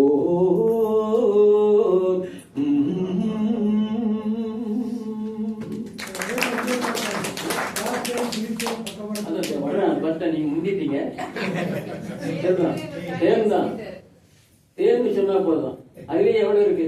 பார்த்தேன் சிரித்தேன் பக்கத்தில் அழைத்தேன், உனைத்தேன் என நான் என்ன கிளாசிக்கல் பாரு, என்ன சகானா ராகத்துல கொஞ்சம் இருக்காரு பாரு. உனைத்தேன் என நான் நினைத்தேன், அந்த மலைத்தேன் இதுவென மலைத்தேன். ஒரே சொல்லுதாங்க, ரெண்டு பொருளுங்க. மலைத்தேன் இதுவென மலைத்தேன், வியந்தேன். அதாவது அவரை ஒரு பெரும்புலவர்னு சொன்னா என்ன தவறு சொல்லுங்க? கவியரசரா இல்லையா அவர்? எத்தனையோ பேரு கவிஞானி அந்த இது கவிப்பேரசர் என்னத்தையும் வச்சுப்பாங்க ஐயா. கவியரசர் அவர் தான் ஐயா. அதுக்கு மேல கொண்டு கிட்ட போக முடியாது. நீ அரசர் அவர் தான். அதுக்கப்புறம் தான் எல்லாரும். நான் யார வேணா சொல்றேன். அந்த மாதிரி பாட்டு எழுதினவர் இல்லையா அவரு? எத்தனை சொல்லு டிவோஷனல் சாங்ல மருதமலை மாமணியர் எழுதுறாங்க. அஞ்சுதல் நிலை மாறி ஆறுதல் உருவாக எழுபிறப்பில் உன்னை எட்டுவேன். 5, 6, 7, 8 பார் வார்த்தை விளையாடு. அஞ்சுதல் நிலை மாறி ஆறுதல் உருவாக எழுபிறப்பில் உன்னை எட்டுவேன். இதான் அந்த பாட்டு. சரணத்துல ஒரு மருதமலை மாமணியை முருகையா. அதாவது வார்த்தை விளையாட்டு விளையாடுறதுல மன்னன் ஒரு சொல் கொடுத்தா போறோம், அதை வச்சு அந்த பாட்டு உருவாக்கிடுவார். அது மாதிரி நிலவை பார்த்து வானம் சொன்னது என்னை தொடாது, இடலை பார்த்து பூமி சொன்னது என்னை தொடாது. இது ரெண்டு தான் நம்ம நினைச்சுக்கிட்டு இருப்போம். இந்த பாட்டு முழுக்க எப்படி தொடாம இருக்க முடியும்? தொடாதே தொடாதேன்னு சொல்றோமோ, இதெல்லாம் தொடாம இருக்க முடியுமான்னு ஒரு எத்தனை சொல்றாருங்க சரணத்துல. அதுல வயசு சொல்லிட்டே போறாருங்க. அந்த பாட்டு முழுக்க அப்படியே தான் வரும், வேற சேஞ்சே கிடையாது. அந்த மாதிரி ஒரு கவிஞர். அதே மாதிரி ஒரு பாட்டு எம்எஸ்சி கேட்ட போது இவர்கிட்ட கேட்டாராம். உடனே இந்த பாட்டை என்னப்பா எப்ப எடுக்க போறீங்க? இல்ல இந்த மாசம் வேண்டானே, இந்த மே மாசம் எடுத்துக்கலாம்னு சொல்றாங்க. மே மாசமா? ஏன் இப்ப என்ன நாடு நல்லா இல்லையா? இல்ல இல்ல அப்படி இல்ல, ஆர்டிஸ்ட் கிடைக்கலையா? ஓ அப்படியா, சரி பண்ண மே மாசமே கொடுத்துருவோம்னு சொன்னோம்னா மேலே வர மாதிரி ஒரு பாட்டு எழுதினாருங்க. சொன்னதுக்காகவே பாருங்க, மேன்னு சொன்னதுக்காக என்ன ஒரே மேயா இருக்கு. ஆமா மே மாசம் தான் ரெக்கார்ட் பண்ணலாம், நீங்க ரெக்கார்ட் பண்ணுங்க அப்படின்னு எம்எஸ்சி கிட்ட சொல்றாரு. பொல்லாத ஆடியானே அப்படின்றாரு எம்எஸ்சி. என்ன பாட்டு? அன்பு நடமாடும் கலை கூடமே, ஆசை மழை மேகமே, இன்று பசியாரும் என் உள்ளமே, எங்கள் குல தங்கமே. பல்லவில தான் இல்ல சொல்லுங்க, பரவாயில்ல. மாமணி பணி போகும் உனைப்பு வெகு நேரமே, மயக்கும் மலைச்சாரமே. எல்லாம் மேதாங்க, மேதான். நீங்க அதை சேஞ்சே கிடையாது. பாட்டு முழுக்க பாருங்க, அப்புறம் கூட போய் கேளுங்க, உங்களுக்கு டைம் இருக்கும். ஒரு சொல்ல அதான் சொன்னா அந்த மாதிரி வார்த்தை விளையாட்டு தெரியல. பூஜ்ஜியத்துக்குள்ளே ஒரு ஆமா இறைவனுடைய ஞானத்தோட ஒரு எக்ஸிஸ்டன்ஸ் சொல்றாரு. இறைவன் எங்கே இருக்காருன்னு கேட்டதுக்கு, பூஜ்ஜியத்துக்குள்ளே ஒரு ராஜ்யத்தை ஆண்டு கொண்டு புரியாமலே இருப்பான் ஒருவன், அவனை புரிந்து கொண்டால் அவன் தான் இறைவன். இறைவன் யாருங்கிறத அந்த பூஜ்ஜியத்துக்குள்ளனா ஒரு சர்க்கிள் வெறும் தாங்க இருக்கு. ஒரு அணுதான சொல்றாரு. பூஜ்ஜியத்துக்குள்ள இருக்கிற அந்த புள்ளியை சொல்றாரு. அந்த பூஜ்ஜியத்துக்குள்ளே ஒரு ராஜ்யத்தை ஆண்டு கொண்டு இருப்பான், புரியாமலே இருப்பான், தெரியாது யாரும். அவனை புரிஞ்சுக்கிட்டா அவரு தான் கடவுள்னு சொல்றாரு. அது அவருக்கு தான் வரும் அந்த சிந்தனை. அற்புதமான பாட்டு இது. வளர பெரிய ஒரு படத்துல நினைக்கிறேன், எனக்கு படம் போய் சரியா ஞாபகம் இல்லை. அதாவது அவரு எப்படி எல்லாம், அதாவது 12 16 வயது ஒரு பாட்டுல சொல்றாரு. எவ்வளவு இருப்பாங்க வயசுன்னு காதல் சொல்ற மாதிரி ஒரு கனவு காட்சி மாதிரி. அவள் கண்ணீரண்டில் ஆடுதம்மா காதல் கொண்ட மனது, 12 16 வயது சொல்றாரு. அப்போ ஒரு இடத்துலயும் சொல்லிட்டே வர்றாரு. ஒரு இடத்துல சுற்றி 4 சுவர்களுக்குள் தூக்கமின்றி கிடந்தோம், ஒரு துன்பம் போன்ற இன்பத்திலே இருவருமே நடந்தோம்னு சொன்னா கரெக்ட். சென்சார்ல கற்பனைன்னு அர்த்தம். கிடந்தோம்னு சொல்லக்கூடாது. சொன்னா அது தப்பாயிடும், இது சென்சார் கட் ஆயிடும். பாருங்க, துன்பம் போன்ற இன்பத்திலே இருவருமே நடந்தோம், துன்பம் போன்ற இன்பத்திலே இருவருமே நடந்தோம், 12 16 வயது. அவள் கண்ணிரண்டில் ஆடுதம்மா காதல் கொண்ட மனது, 12 16 வயது. அதுல அந்த விஷயத்தை சொல்றாரு. அவங்க காதலை பத்தி சொல்லும்போது அதே மாதிரி மடி மீது தலை வைத்து இரவு வரை தூங்குவோம் பாட்டு, விடியும் வரை தூங்குவோம். அது ரொம்ப அருமையான பாட்டு. தேவிகாவும் சிவாஜி அன்னை இல்லத்துல வருவாங்க. அது ஒவ்வொரு பாட்டுலயும் ஒரு கவித்துவம் இருக்கும். அதுல வந்து ஆபாசம் இருக்காது. இன்னைக்கு உள்ள லேட்டஸ்ட் பாட்டுல தான் ஓப்பனா சொல்லணும். அப்ப நூவாத்தாடு சேராம போனா நீ தான் பிறக்க முடியுமா தெரியுமையா? அவர் அப்படியே சொல்றாரு கவியரசர். இப்படி நேரிங்க நேரம் சொல்லலையே. அதுல மறைபொருள் வேண்டாமா, அழகு வேண்டாமா? அதுதான் கவிஞன். கவிஞனுடைய கற்பனையும் சேர்த்து நீ ஓப்பனா சொல்றதுல அர்த்தம் இல்லை, அது பாட்டு இல்லை. நான் என்ன சொல்றேன், கவிஞனுக்கு எப்படின்னா அந்த அந்த கவித்துவம், அந்த கற்பனை வரணும். அதுலதான் இருக்கு அந்த பாட்டு. அப்படி எழுதியவர் நம்முடைய கவியரசர் அவர்கள். அது மட்டும் இல்ல,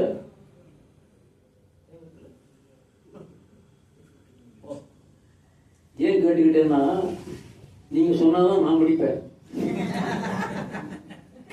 கவியரசர் பத்தி என்ன ஆச்சு, அதாவது நாகர்கோவில் இதே மாதிரி சொற்பொழிவு போயிருந்தேன் கண்ணதாசனை பத்தி பேச. ஃபுல்லா ஸ்டூடெண்ட்ஸ் எல்லாம் கோ எஜுகேஷன் வேறு. இந்த பக்கம் பூரா பெண்கள், இந்த பக்கம் பூரா ஆண்கள் உட்காந்து இருக்காங்க. பிரின்சிபால் கரஸ்பாண்ட் எல்லாம் இருக்காங்க. ஆசாரி போடலாம்னு ஒரு இடம், அங்கே சிவந்தி ஆதித்தனார் கல்லூரி காலேஜ், அதில் பேச கூப்பிட்டுருந்தாங்க. போயிருந்தேன், ஏன்னா அனிவர்சரி. அப்போ போயிருக்கும்போது நான் பேச ஆரம்பிச்சேன். எவ்வளோ நேரம்னு கேட்டேன். 1 மணி நேரம். நான் பேசி முடிச்சேங்க. முடிக்க விடல. அதாவது என்ன பண்ணிட்டாங்க, அப்புறம் ஒரு 1/2 மணி நேரம் கூட நீங்க பேச முடியுமா, பசங்க யாரும் கலைஞ்சு போகல, ஆர்வமா கேட்கறாங்க, நீங்க கொஞ்சம் கூட பேசுங்களேன், ஒரு 1/2 மணி நேரம் பேச முடியுமா? நான் பேச தயாரான உடனே எல்லாம் கைது, இன்னொரு 1/2 மணி நேரம் பேச போறாங்க ஓன்னு கத்துனாங்க குஷியோட. அப்படின்னா நான் நினைச்சேன், என்னமோ இந்த லேட்டஸ்ட் பசங்கள்லாம் இந்த பாட்டெல்லாம் எந்த அளவுக்கு விரும்ப போறாங்க, கண்ணதாசனை பத்தி பேச போறோமேன்னு பயந்து போனேன். ஏன்னா எல்லாருமா இப்ப லேட்டஸ்ட் நான் முதல்ல சொன்னேன் அந்த மாதிரி பாட்டுல தான் லயிக்கிறாங்க, டான்ஸ் பாட்டு. நான் எப்படி இதை போய் பேச போறேன்னு நினைச்சிட்டு இருந்த போது அவ்வளவு தூரம் கவிஞரசர் பாட்டை அவ்வளவு விருப்பமா கேட்டாங்க. அதுக்கு சொல்றேன், அதாவது இது ஓல்டு சாங்ஸ்ங்கிறதுக்காக இல்ல, இதுதான் பாட்டுன்னு புரிஞ்சுக்கிட்டாங்க. இப்ப பாட்டுங்கிறது என்னன்னா இப்படிதான் இருக்கணும், அவர் எழுதுனதுதான் பாட்டு. ஏன்னா அர்த்தம் இருக்கணும். ஒரு 4 விஷயம், ஒரு பாட்டு வெற்றி பெறணும்னா என்ன தெரியுமா வரணும்? அன்றைக்கு அதுதான் கொள்கை. என்ன, அந்த பாட்டை எழுதுறதுல அந்த பாட்டுல முழுக்க தமிழ் சுவை இருக்கணும், தமிழ் இருக்கணும், புரியணும் எல்லாரும்.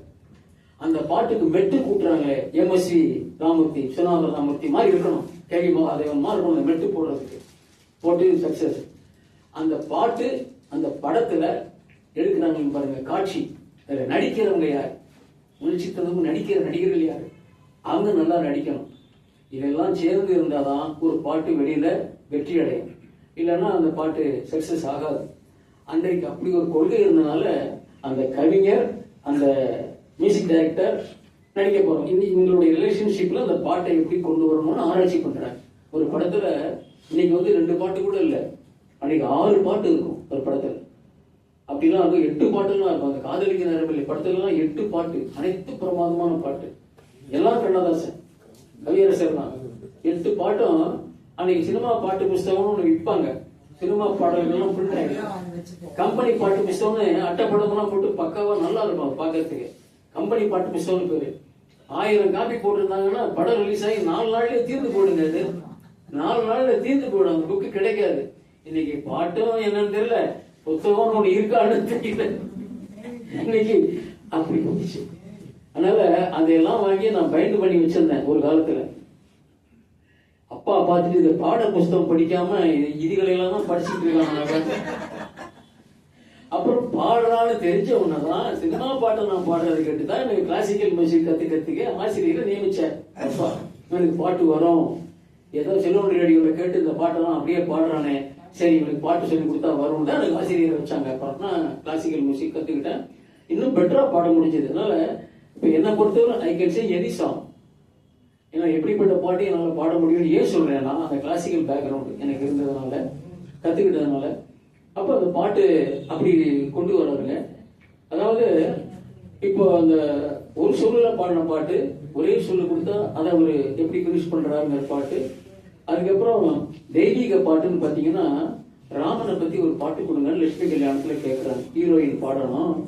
ராமனை பத்தி எழுதுவீங்களான்னு, கிருஷ்ண பக்தர் தானே நீங்க, ராமனை பத்தி என்ன எழுதுறீங்க பார்ப்போம், சும்மா தமாஷா சொன்னாங்களா, அவ்வளவுதானே எழுதி கொடுத்துடலாம். யார் யார் பாடுறாங்க, சுஷீலா அம்மா பாடுறாங்க, அவங்கள தவிர யாரும் பாடக்கூடாது, அவங்க பாடினாதான் நல்லா இருக்கும்ட்டு. உடனே அந்த ராமன் எத்தனை ராமனடி, அது எல்லா ராமன் வருவாங்க. கல்யாண ராமன், தசரத ராமன், கோதண்ட ராமன், ராஜாராமன், எல்லாம் அத்தனை ராமனையும் எழுதணும்னு அசந்து போயிட்டாங்கன்னா நீங்க தானே எழுத முடியும்னாங்க. அதான் நான் சொன்னேன், வேற யாரை பத்தி எழுதணும் சொல்லிய அப்படிங்கிற. கிருஷ்ணன் ஆச்சு, ராமன் ஆச்சு, யாரை பத்தி காளியை பத்தி எழுதிட்டுமான்னு கேட்கிறாராம். எது ஒண்ணும் சொல்லுங்க, பிரமாதமா எழுதிடுவோம்.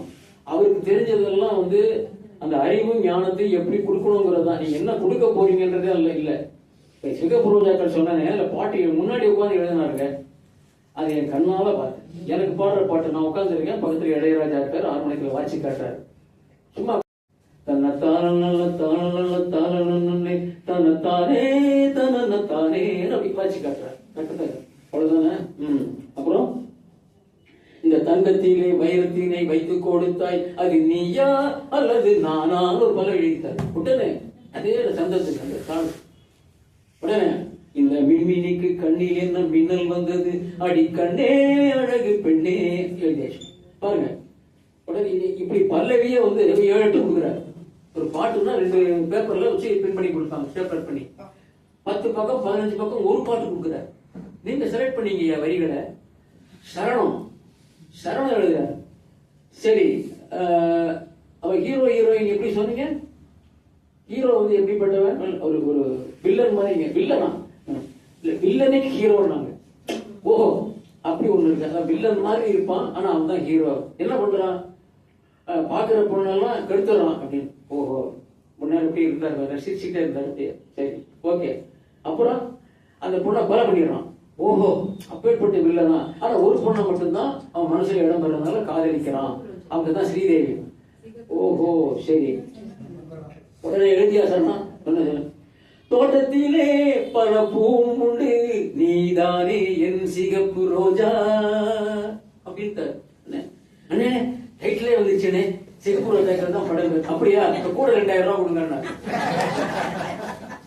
பாருங்க, 2000 என்னன்னு மேலே இவ்வளவு வேணா கொடுங்க, மேல 2000 போட்டு கொடுத்துருங்க அப்படின்னா. சரி, ஏன்னா கல்யாணம் வருது, செக் கொடுக்காதீங்க, கேஷே கொடுங்க. ஏன்னா திருப்பி வந்த செக் நான் புத்தகம் மாதிரி பயன் பண்ணி வச்சிருக்கேன், அதனால செக் வேண்டாம், கேஷ் கொடுங்கன்னு கேட்கிறாரு. நான் இருந்தேன் இப்ப உடனே கொடுத்துருவானே, எவ்வளவு வேணா கொடுத்தேன். இப்போ 3000 ரூபாய் அட்வான்ஸ் உடனே கொடுத்து பாட்டு எழுதி கொடுத்துட்டு நான் படுக்க போறேன், தூக்கம் வருது. ஒரு கல்யாணத்துக்கு போயிட்டு வந்தாரு, டயர்டா வந்தாரு. அவரு கல்யாண மண்டபம், கவிதா கல்யாண மண்டபம்னு ஆழ்வார்பேட்டையில் இருந்தது. இப்போ அவங்க ப்ராப்பர்ட்டியில கொடுத்துட்டாங்க. அந்த இடத்துல தான் அந்த பாட்டை எழுதினார். அப்பதான் நேரில் எழுதுறத நான் பார்த்தேன். அவர் எப்படி அந்த கற்பனை, இவ்வளவு பேப்பர் வச்சுட்டு அந்த பிஏ கூட உட்காந்துருக்காரு. இவ்வளவு பேப்பர் இருக்காரு, வரிசை எழுதிட்டே எழுதுறா அப்படிங்கிறார், சொல்லிக்கிட்டே இருக்காரு பாட்டு. என்ன ஒரு கற்பனை, என்ன கற்பனை. ஆனா இந்த கற்பனைக்கு மிஞ்சின ரொம்ப உயர்ந்த கவிஞர். அதாவது பாருங்க, அதாவது கடவுளுக்கு வரேன், ஏன்னா பினிஷிங் பண்ண போறேன். அவர் இறைவன் பத்தி பாடல பாடின போது ஒரு பாட்டை ரொம்ப சிறப்பா பாட்டார். அவர்கிட்ட கேட்டாங்க, ஏன்னா பகவத்கீதை என்னன்னு சொல்லுது, பகவத்கீதை என்ன சொல்லுதுன்னு கேட்டோன்னா, அதெல்லாம் நீங்க படிக்க மாட்டீங்க ஐயா, பெரிய புத்தகமா இருக்கும், தூக்கம் வந்தா தலைக்கு படிச்சுட்டு படுத்துறீங்க. அதனால பகவத்கீதையின் சாரம்னு நான் எழுதியிருக்கேன், அந்த மாணவி பதிப்பகத்துல வாங்கி படிங்க, சுருக்கமா இருக்கும். அதுக்கு கூட நேரம் இல்லைன்னா நீங்க படிக்கவே வேண்டாம், என் கர்ணன் படத்துக்கு போங்க, ஒரே ஒரு பாட்டு அதில் எழுதியிருக்கேன், அதை நீங்க படிச்சாலே அதுதான் பகவத்கீதை. அந்த சாராம்சத்தை நான் ஒரே பாட்டுல வச்சேன். அர்ஜுனனுக்கு முத்துராமன் அர்ஜுனன் வேஷம், எல்.டி. ராமராவ் காரு, அவர் கிருஷ்ணன், அவர் உபதேசம் பண்ற மாதிரி ஒரு பாட்டு. இந்த பாட்டு நீங்க கேளுங்க, படிக்க நேரம் இல்லைன்னா கூட கேட்டா போறோம். அதுதான் இந்த பாட்டு. மரணத்தை எண்ணி கலங்கிடும் விஜயா, மரணத்தின் தன்மை சொல்வேன், மானிடர் ஆன்மா மரணமெய்தாது, மறுபடி பிறந்திருக்கும், மேனியை கொள்வாய் மேனியை கொள்வாய், வீரத்தில் அதுவும் ஒன்று, நீ விட்டு விட்டாலும் அவர்களின் மேனி என்றுதான் தீரும் ஓர் நாள்.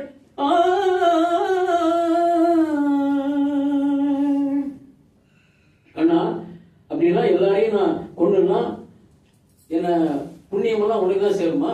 இப்ப நாங்க பாவத்தை செய்யுமா? என்னை அறிந்தாய் எல்லா உயிரும் எமதென்றும் அறிந்து கொண்டாய் கண்ணன் மனது கல்மனதென்றோ காண்டீபம் நழுவ விட்டாய் காண்டீபம் நழுவ விட்டாய் மன்னரும் நானே மக்களும் நானே மரம் செடி கொடியும் நானே சொல்றவன் கண்ணன் சொல்பவன் கண்ணன்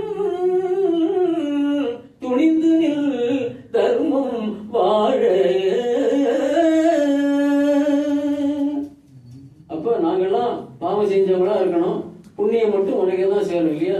புண்ணியம் இதுவென்று உலகம் சொன்னால் அந்த புண்ணியமும் கண்ணனுக்கே. போற்றுவார் போற்றலும் தூற்றுவார் தூற்றலும் போகட்டும் கண்ணனுக்கே. கண்ணனே தாக்கினான், கண்ணனே காட்டினான், கண்ணனே கொலை செய்கின்றான். காண்டீபம் எழுக உன் கைவன்மை எழுக, இக்களமெல்லாம் சிவக்க வாழ.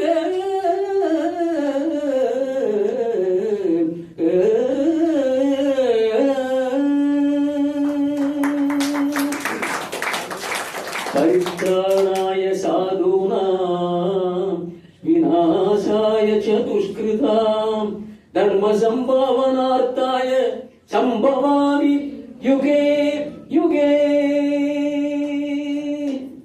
இதான் அந்த ஸ்லோகம். சொல்லி என்டிஆர் முடிஞ்சோம்னா சங்க எடுத்து பூந்துவாங்க, சண்டை ஆரம்பிக்கும். அதாவது இந்த ஒரு பாட்டை படிங்க, பகவத்கீதையை முறை படிச்சது சரியா போடணும்னா அண்ணே ஆமண்ணே அண்ணே எல்லாம் காலில் விழுந்து விட்டு ஆசீர்வாதம் வாங்கிட்டு போனாங்க. இந்த ஒரு பாட்டு போதும்னே, அதை விட வேற என்னென்ன. அப்புறம் தான் அவர் வர்றார். கிருஷ்ணன் வந்து கர்ணன் இருக்கிற தர்மத்தை எல்லாம் வாங்கிட்டா கர்ணன் உயிர் போயிடும், இல்லைன்னா அவன் சாவ மாட்டேங்கிறான்னு அங்கேயும் போட்டு கொடுக்குறவங்க நிறைய பேர் இருக்காங்க. ஏன் தடுமாறுறாரு கிருஷ்ணன் அர்ஜுனன் தான் போட்டு கொடுக்குது. அதாவது அவன் பாருங்க, அங்க இது பண்ணாதான் அவன் சாவான், இல்லைன்னா சாவ மாட்டான். ஓ அப்படியா, சரி கண்ணன்ட்டே சொல்லிட்டான். உடனே அவன் எனக்கு தெரியாதான். அதுக்கப்புறம் ஒரு கிழமை மனுஷன் போய் அது வந்து ஆகிர் பைரவின்னு ஒரு ராகம், அது எப்படி பாடியிருக்காரு. அதாவது இப்ப நான் பாடுற சீர்காழி சுதி எட்டாவது சமயத்துல நான் பாடுறது ஒரு கட்ட சுதி தான் கச்சேரில. சீர்காழி நான் சுதியெல்லாம் பாடுறது கஷ்டம். மகாலியான சுதி பாடவே முடியாது. டிஆர் மகாலியான சுதி ஆறரை கட்ட எஸ்சி கிட்டப்பாவுடைய வாரிசு. அப்ப அவர் என்ன பாடுறாரு, உள்ளத்தில் நல்ல உள்ளம் உறங்காதென்பது வஞ்சகம் வையகம் வகுத்ததடா கர்ணா வருவதை எதிர்கொள்ளடா. உள்ளத்தில் நல்ல உள்ளம் உறங்காதென்பது வல்லவன் வகுத்ததடா கர்ணா வருவதை எதிர்கொள்ளடா. அந்த இடத்துல சிவாஜி வந்து அந்த ஆக்ஷன் பண்ணுவார் பாரு நடிகர்கள். நம்பெல்லாம் வாங்கிட்டு இந்த பெருமூச்சு விட்டுட்டு அந்த கொஞ்சம் கொஞ்சமா உயிர் போகும்போது ஒருத்தனுக்கு எப்படி இருக்கும் அந்த ஃபேஸு, அவன் எப்படி தளர்ந்து போவான், கண் எப்படி சொருகும், எப்படியெல்லாம் அவனை மூச்சு விடுவான், என்ன ஏதுன்றத தத்ரூபமா நடிச்சாருங்க நடிகர்கள். யாரும் நடிக்க முடியுங்க அப்படி. அதுக்கப்புறம் அந்த உயிர் போனதுக்கு அப்புறம் எப்படி போகுன்றதே அதையும் நடிப்பாருங்க. அதாவது அவருடைய வயசு என்ன, எவ்வளவு யங் ஏஜ், என்ன மாதிரி வேஷங்கள் இல்லை, யார் என்ன உழைப்பு, என்ன கடுமையான உழைப்பு.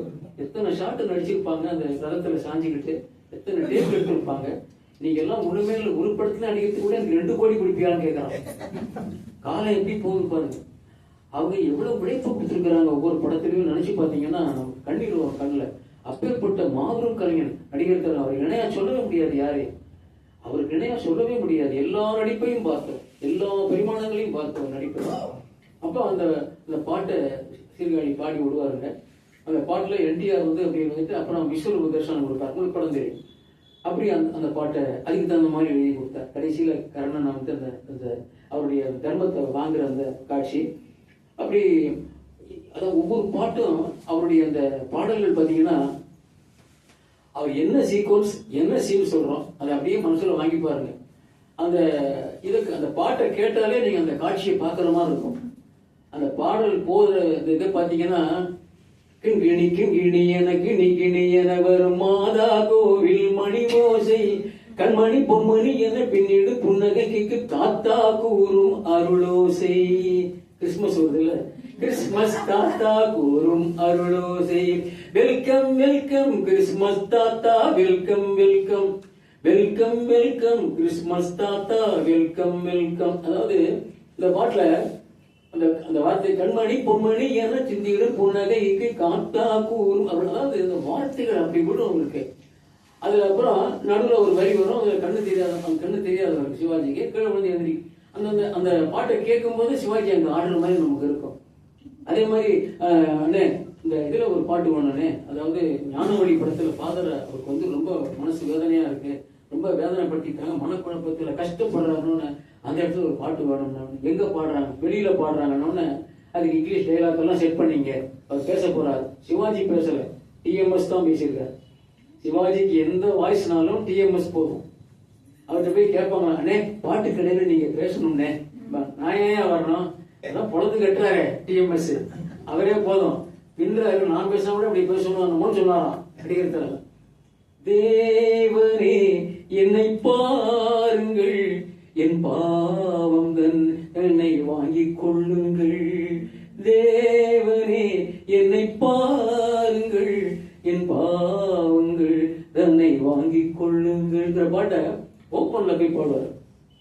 இதுக்காக டிஎம்எஸ் வந்து பீச்சில் வந்து காலையில நடைபயிற்சி போகும்போது மணல்ல போய் நின்று ஓப்பன்ல பாடுவார். அது ஓப்பன்ல பாடினா எப்படி இருக்கும், எவ்வளவு சவுண்ட் கொடுக்கணும், என்ன பண்ணணும் ஒரு ரிஹர்சல் பண்ணிக்கிறாராம். பாருங்க அவருக்கு இருக்கிற அக்கறை பாருங்க.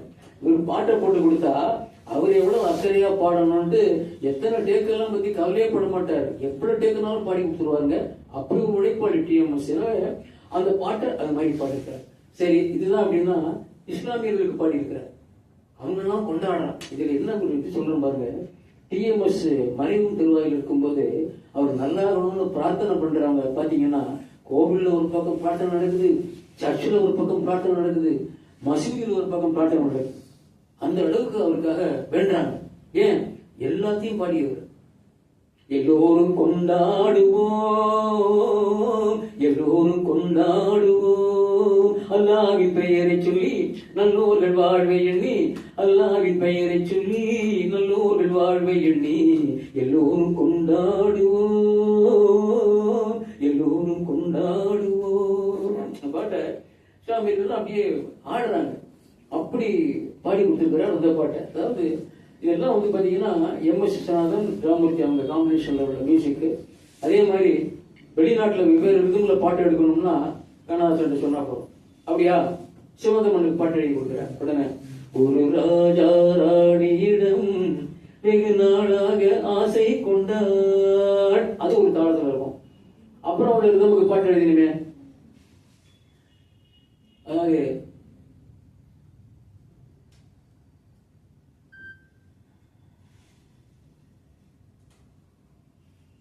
ஓடும் உன்னோடும் அது உன்னோடும் என்னோடும் ஓடும். இது வந்து பால் சிறுதம்,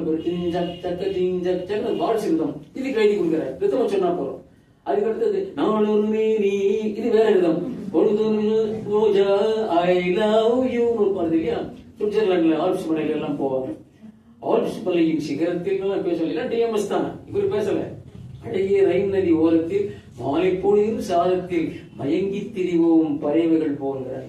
அது அங்க. அப்புறம் துரிதமா போகும், வேகமாக வரும். வெள்ளிய மேகம் துள்ளி எழுந்து அள்ளி வழங்கும் வெள்ளை பூவின் துரிதமான சடுகுடு விளையாட்டு, விட்டு விடாமல் கட்டி அணைத்து தொட்டது பாதி பட்டது பாதி விதவிதமான ஜோடிகள் விளையாட்டு. இது காதலில் ஒரு ரகமோ, இது காதலில் ஒரு ரகமோ, இது காதலின் அறிமுகமோ, இது காதலின் அறிமுகமோ. அந்த பாட்டு அதுக்கு தேவலாம் வேற.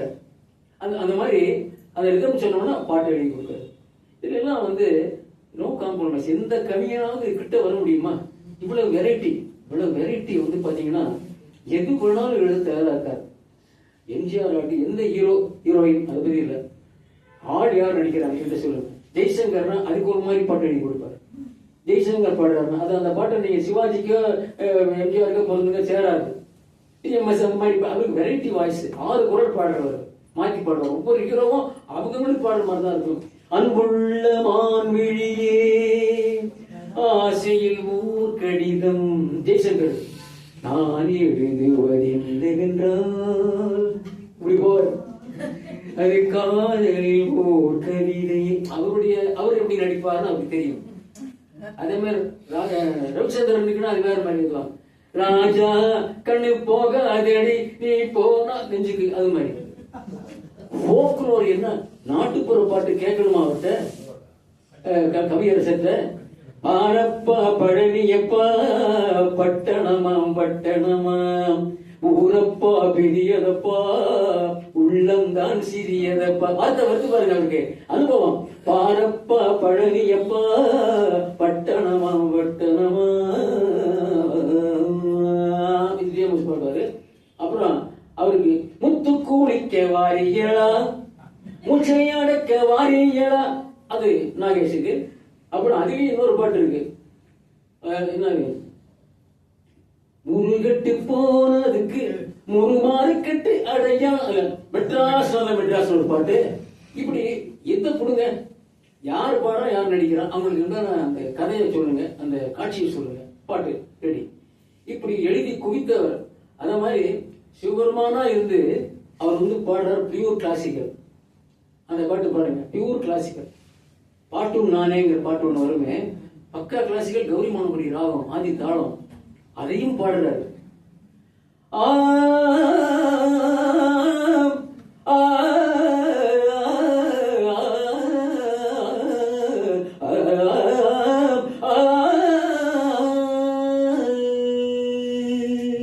பாட்டும் நானே, அது அதையும் பாடுறாரு. பார்த்தா பசுமரம் படுத்து விட்டா நெடுமரம் சேத்தா விறகுக்கு ஆகுமா ஞான தங்கமே தீயிலிட்டா கரியும் மிஞ்சுமா ஞான தங்கமே தீயிலிட்டா கரியும் மிஞ்சுமா. அது பாடுற. அதாவது இதுக்கு பாட்டு வேற அதுக்கு பாட்டு வேற. அது அதுலயே அந்த இருக்கு. நான் சொன்னேன்ல, அதுல அந்த வார்த்தை இருக்கு பாருங்க. அண்ணன் என்னடா தம்பி என்னடா அவசரமான உலகத்திலே அவசரமான உலகத்திலே ஆசை கொள்வதில் அர்த்தம் என்னடா காசில்லாதவர் குடும்பத்திலே. அர்த்தம் சொல்றாரு. அந்த அர்த்தம் சொல்லி நிறைய பயன்படுத்துவார் அவரு. அதான் இப்ப பினிஷிங் சாங் என்னன்னா, அவர் அந்த இதுல சொல்றாரு பாருங்க, பாட்டு ஃபைனல் என்னன்னா, ஒரு படத்துல அவரே நடிச்சு பாடியிருக்காரு. நான் நிரந்தரமானவன் அழிவதில்லை, எந்த நிலையிலும் எனக்கு மரணம் இல்லை. அவருடைய எழுத்து பூராவும் சாதாதுன்னு சொல்றார். என்னுடைய எழுத்து என்றைக்கும் அப்படியே இருக்கு, மரணம் இல்லை. அதான் உண்மை. இன்னைக்கு இருக்கா இல்லையா? அவர் சொன்னது நடந்ததா இல்லையா? நான் நிரந்தரமானவன் அழிவதில்லை, எந்த நிலையிலும் எனக்கு மரணம் இல்லை. ஒரு கோப்பையிலே என் குடியிருப்பு பாடுறார் இல்லையா? அதையும் தப்பான கண்ணோட்டத்திலேயே பாக்குறீங்க. நான் நினைப்பேன், ஒரு கோப்பையிலே என் குடியிருப்புன்னா பாத்தீங்களா, அதை பத்தி எழுதியிருக்காரு. இல்ல, ஏன் ஒரு காஃபி குடிக்க கூடாதா? கோப்பை தானே வேணும் இல்லையா? ஒரு கோப்பையிலே என் குடியிருப்பு, ஒரு கோலமையில் என் துணை இருப்புன்னா அப்படின்னா, ஏன் ஒரு கோலமையில மனைவியா இருக்க கூடாதா?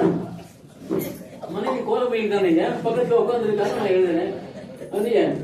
இசை பாடலிலே என் உயிர் துடிப்பு, நான் பார்ப்பதெல்லாம் அழகின் சிரிப்பு. இந்த அழகின் சிரிப்புங்கிற வார்த்தை பாரதிதாசனுடைய வரி.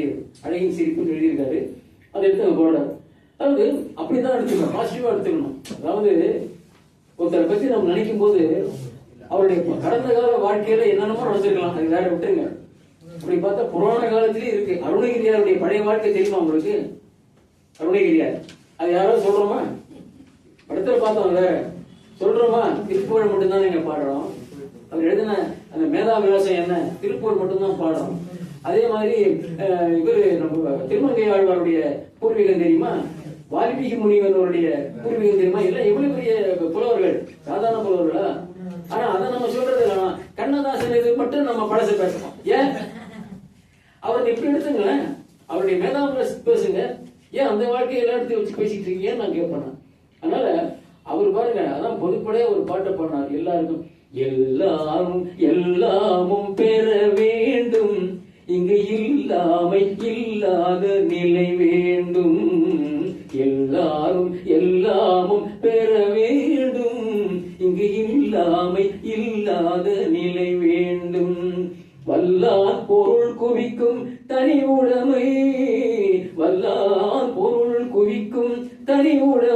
நீங்கி வர வேண்டும் இந்நாட்டில் பொது உடைமை வல்லார் பொருள் குதிக்கும் தனி உடைமை நீங்கி வர வேண்டும் இந்நாட்டில் பொது உடைமை எல்லாரும் எல்லாமும் பெற வேண்டும் இங்கு இல்லாமை இல்லாத நிலை வேண்டும் இங்கு இல்லாமை இல்லாத நிலை வேண்டும் இங்கு இல்லாமை இல்லாத நிலை வேண்டும்.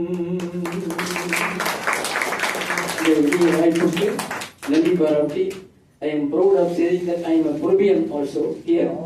So as a Peruvian, I am very proud that just I addressed before you on this happiest occasion, and kindly excuse me for taking the more time from you because of our career sir lyrics. That was the reason why I have taken so many time. So We enjoy, sir. thank you. So அதுக்கு நம்ம உங்களை எல்லாம் ஓரளவுக்கு இளமை ஆக்கியிருக்கும்னு நினைக்கிறேன். நம்ம foundation போல அவர் என்ன ஜெட்லாம் எப்படி இருக்காரு பாருங்க, ஹேண்ட்ஸம் எப்படி இருக்காரு பாருங்க. அதனால இதை மாதிரி இவர மாதிரி சுறுசுறுப்பா இருக்கணும்னு சொன்னோம். இந்த வயசுலயும் நம்ம கண்ணதாசன் பாடல்களை அடிக்கடி கேட்டு மகிழ்வோம் என்று கூறி நீங்கள் அனைவரும் பொறுமையாக இருந்து கேட்டமைக்கு உங்கள் அனைவருக்கும் உடைய பணிவான நன்றியை தெரிவிக்கிறேன்.